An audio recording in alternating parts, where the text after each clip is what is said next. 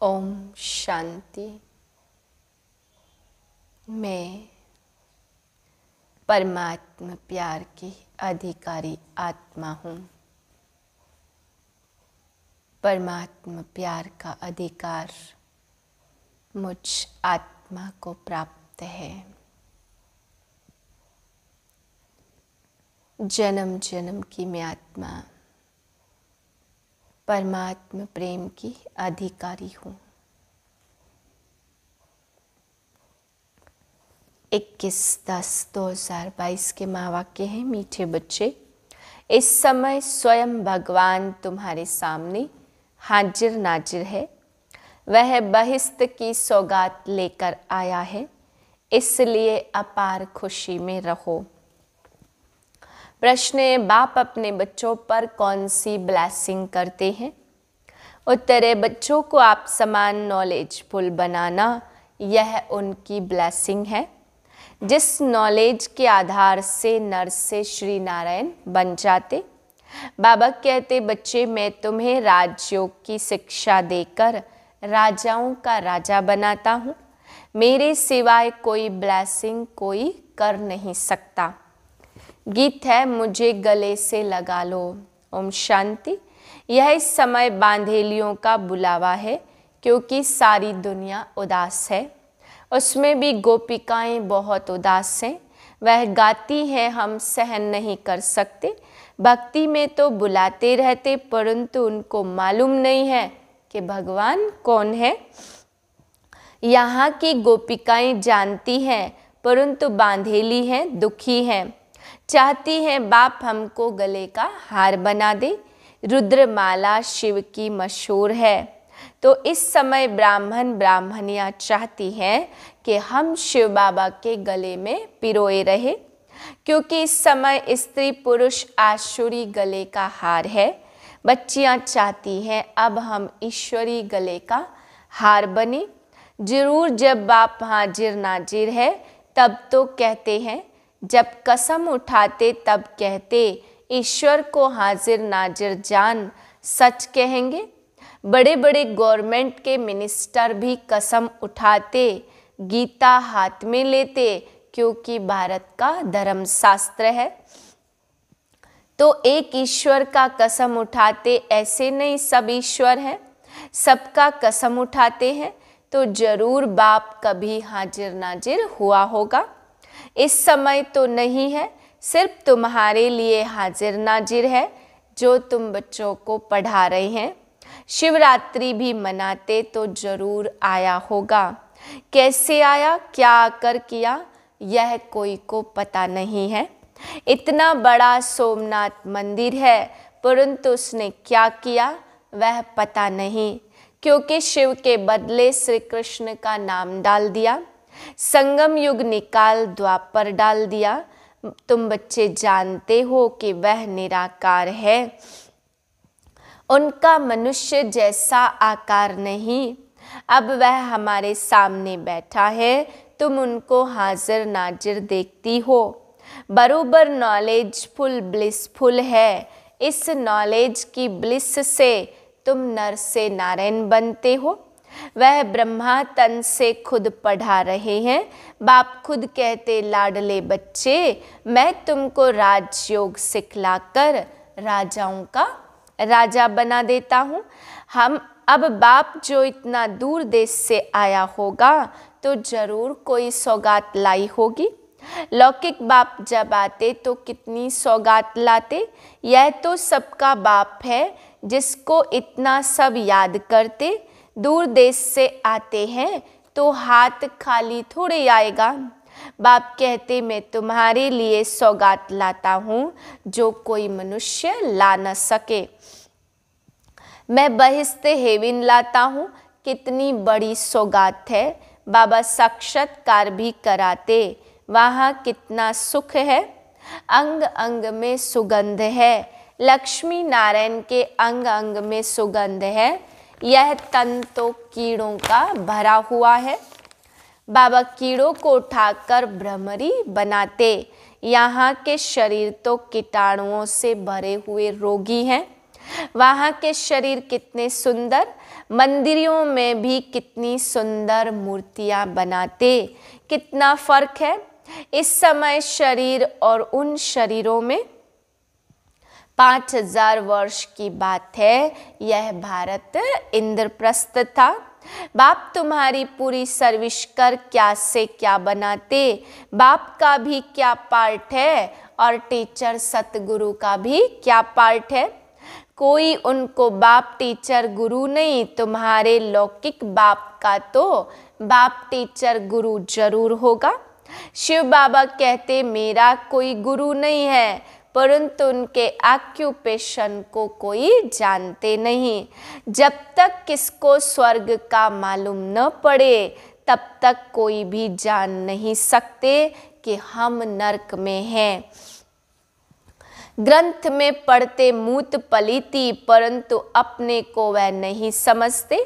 बाप आया है ज्ञान देकर काले को गोरा बनाने के लिए। इस समय तुम ज्ञान सूर्य ज्ञान चंद्रमा बन रहे हो। सन्यासी पवित्र प्रवृत्ति मार्ग नहीं बना सकते। वह यह नहीं कह सकते कि हम तुमको राजाओं का राजा बनाते। वह निवृत्ति मार्ग के हैं, डर कर घर बार छोड़ जाते। यहाँ कोई डर नहीं। बाप के पास बच्चे आए हैं, कहते हैं बाबा हमारे में ताकत है, इकट्ठे रह पवित्र रह नहीं सकते। अगर कोई कन्या पर मार पड़ती है तो कन्या को बंधन से छुड़ाकर गंधर्वी विवाह कर सकते। हम जल नहीं मरेंगे, ज्ञान तलवार बीच में रखेंगे। दोनों ब्राह्मण ब्राह्मणी भाई बहन कैसे विष पी सकते। शास्त्रों में गंधर्वी विवाह के लिए लिखा है, परंतु इसका अर्थ नहीं समझते। सन्यासी तो कह देते नारी नरक का द्वार है। उन्हों के पास तलवार तो है नहीं जो इकट्ठे रह पवित्र रह सके। तुम उनसे बहादुर हो। काम चिता से उतर ज्ञान चिता पर बैठते हो तो काले से गोरे बन जाते। सन्यासी तो आजकल शादी भी कराते, चर्च में भी शादियां होती। नहीं तो क्राइस्ट को क्यों क्रॉस पर चढ़ाया? इस पवित्रता के कारण। कहा यह कौन है जो कहते पवित्र बनो, आफतें तो आती हैं। यहाँ भी शिव बाबा पर नहीं आती, परंतु जिसमें प्रवेश करते हैं लॉन्ग बूट में उस पर आती है। बाट बेंदे रास्ते चलते ब्राह्मण फंस गया। पुरानी जुत्ती है ना, यह थोड़ी कहते मैं श्री कृष्ण हूँ। कहते राजयोग सीखूंगा तो नर से नारायण बनूंगा, परंतु अब नहीं है। वैसे बच्चों को निश्चय है कि हम नर से नारायण, नारी से लक्ष्मी बनेंगे। फेल नहीं होंगे जो क्षत्रिय बने। लक्ष्मी नारायण भी पुनर्जन्म लेते लेते त्रेता में आ जाते। अब प्रश्न पूछता हूँ, स्वदर्शन चक्र कौन सा है? एक दो से पूछा। हाँ यह है चक्र। कैसे? देवता से क्षत्रिय वैश्य शूद्र अब ब्राह्मण वर्ण में आते। यह चक्र जितना फिराएंगे उतना विकर्म विनाश होंगे। इससे रावण का गला कटता है। तुम बच्चों का बेहद के बाप से अथाह प्यार है। तुम कहते भी हो बाबा हम आपका बिछुड़ना सहन नहीं कर सकते। ऐसी बच्चियां भी हैं जो बंधन में है, तड़पती हैं, क्योंकि यह है माता पिता। एक तो माता जगदम्बा जिसको सब याद करते, परंतु जगदम्बा का पिता कौन है? पुजारी लोग यह नहीं जानते कि यह सरस्वती ही फिर लक्ष्मी बनती है। यह ज्ञान इस बाबा के पास थोड़ी था। इसमें ज्ञान होता तो जरूर किसी गुरु से मिला हुआ होता, फिर उस गुरु की महिमा भी करते, फिर उस गुरु के शिष्य भी होते, वह भी बताते, परंतु बाबा का कोई साकार गुरु नहीं है। बाप कहते मैं तुम्हारा बाप टीचर गुरु हूँ, मैं इस पुरानी जुत्ती में बैठ जाता हूँ। तो यह फिर माता हो गई, इसलिए उनको कहते माता पिता। अच्छा, बाबा कहते कितना समझाकर कितना समझाएं, बस मन मना भाव। सिर्फ मुझे याद करो और वर्षे को याद करो तो तुम स्वर्ग में चले जाएंगे। वहाँ भी तो नंबरवार ही होंगे। सूर्यवंशी की रॉयल दास दासियाँ भी हैं तो प्रजा की भी दास दासियाँ होंगी। चंद्रवंशी राजा रानी की भी दास दासियाँ हैं। वह सब यहाँ ही बन रही है। पूछो तो बता सकते कि अगर अब तुम्हारा शरीर छूट जाए तो क्या जाकर बनेंगे। अच्छा, कोई भी बात समझ में न आए तो पूछ सकते हो। याद रखना, योग ठीक नहीं होगा तो वह सुख महसूस नहीं होगा। शोक वाटिका में बैठे होंगे। स्वर्ग है अशोक वाटिका और सीता अशोक वाटिका में नहीं, शोक वाटिका में थी। अब तो सब शोक वाटिका में बैठे हैं। मनुष्यों को चिंता रहती, पता नहीं लड़ाई होगी तो क्या होगा। हम तो कहते लड़ाई लगे तो स्वर्ग के गेट खुलेंगे। अच्छा, याद रखना, सच्ची दिल पर साहेब राजी। अगर अंदर शैतानी होगी तो विघ्न डालते रहेंगे तो फिर कड़ी सजाएं खाएंगे। ट्रेटर को हमेशा कड़ी सजाएं मिलती। यह तो सुप्रीम जज भी है श्री कृष्ण का चित्र दिखलाकर।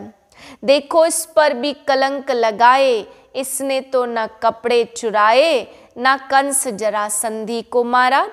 उनका भी श्री कृष्ण का मुंह भी काला कर दिया। बाप दादा तो तुम बच्चों के सम्मुख हाजिर नाजिर है। तुम कहेंगे हमारी नजर के सामने है। पतित बूट में आया, भगवान खुद कहते मैंने पतित बूट में प्रवेश किया तब तो पावन बने। अब ब्रह्मा की रात है तो ब्रह्मा भी रात में होगा। फिर विष्णु बनेंगे तो दिन हो जाएगा। अच्छा, मीठे मीठे से लदे बच्चों को याद प्यार दे रहे हैं। दादा कहो व गुप्त माँ कहो, वंडरफुल राज है। बाप दादा मीठे मीठे बच्चों को नंबरवार पुरुषार्थ अनुसार क्यों कहते।